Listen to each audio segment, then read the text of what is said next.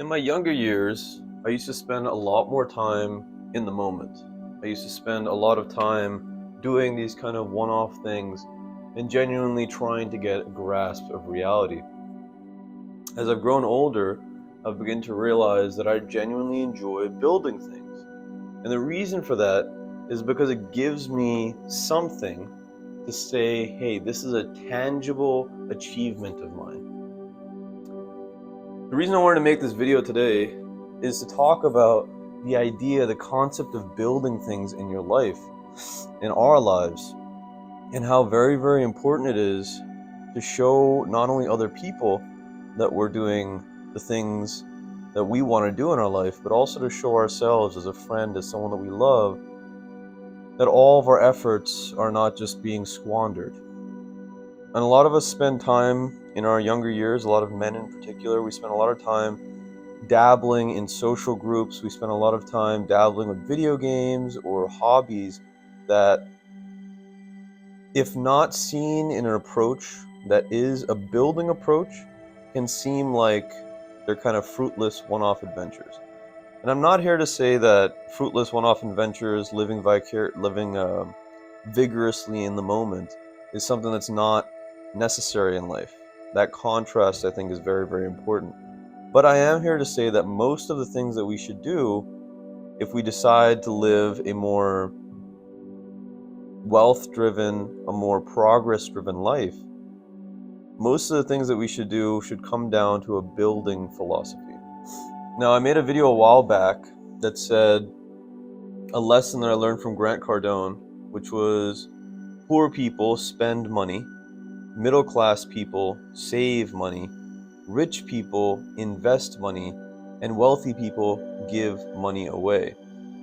Now, a lot of you that are watching this video might think to yourself, I don't really care that much about money. I care more about living a beautiful life.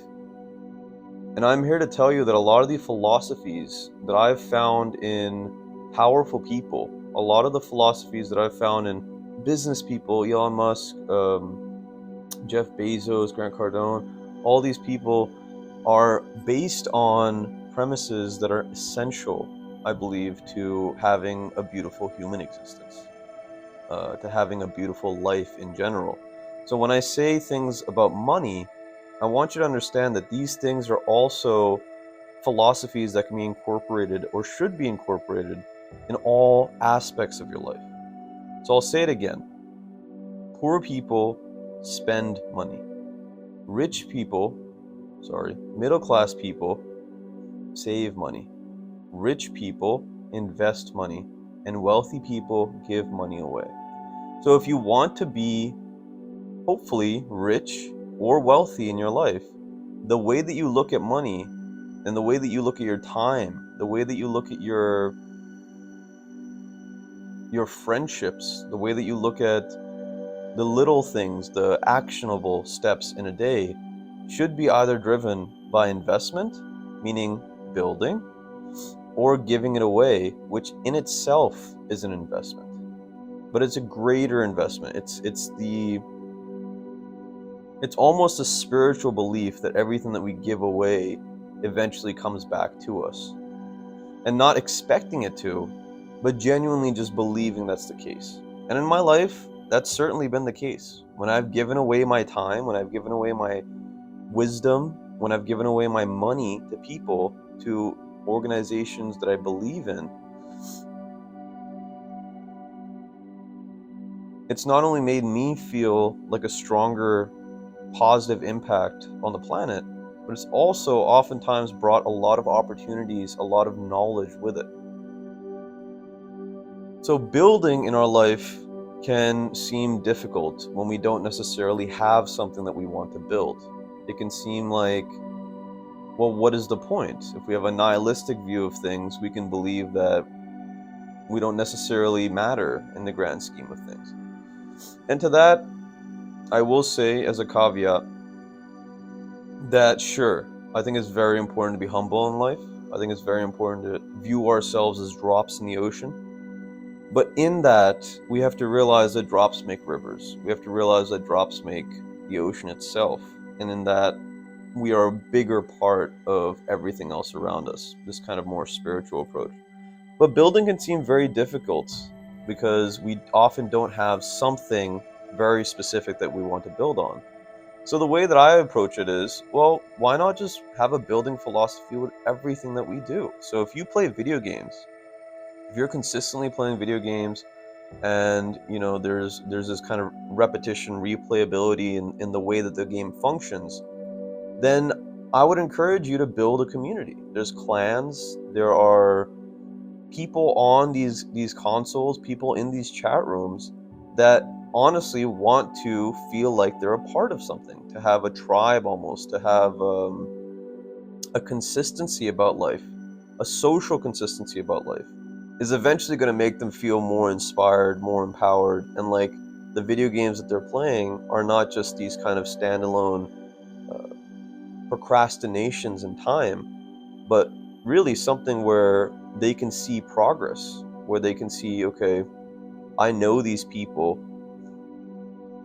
I know their souls. I mean, I might not know their faces, but digging deeper into those souls, being curious about them, providing insight based on your own personal life. Obviously, you want to keep your personal information as available as is necessary, but at the end of the day, having this consistency and having this kind of building in life, I believe will make even the smallest things more beneficial to us and more satisfying in the end. If you are someone that's a hobbyist, if you are someone that likes to go and do things alone, I would encourage you to start some sort of journal that goes along with this, some sort of way to record your hobbies. Now, in the arts world, a lot of people spend years and years of their life painting, creating these beautiful sculptures, creating poems, creating stories, and we often feel that they need to be perfect. They need to really transcend our ability, really show the ability for us to channel kind of what we see in the universe around us. And we forget that if we don't share these things with people, if we don't put this stuff out there, not only do we miss out on the opportunity to grow as an artist, as a creative spirit, but we also miss the opportunity to create something that is a network that will eventually support us later in our lives. This is something that I'm doing with Taravify.art, and it's something that I'm doing with everything really in my life because I genuinely love human beings, and I also know that everything that I want is really in other people. It's in myself, sure. I need to nurture it myself. But at the end of the day, if I approach life as a stagnant island life, then my ability is completely diminished. My ability to do the things that I want to do, or to do the things that I don't even know I want to do, is entirely sequestered. So having this kind of selfish approach with artwork and the things that we do, our hobbies, I believe also limits us.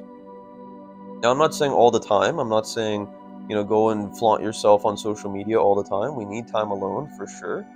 But to have some sort of outlet, some sort of community that we're a part of, some sort of network that we're a part of, that we're sharing our thoughts and our encouragement and our inadequacies sometimes even, is a very, very important way of solidifying not only that we do these things as hobbies and that they're good for our souls, but also that this life is not lived alone.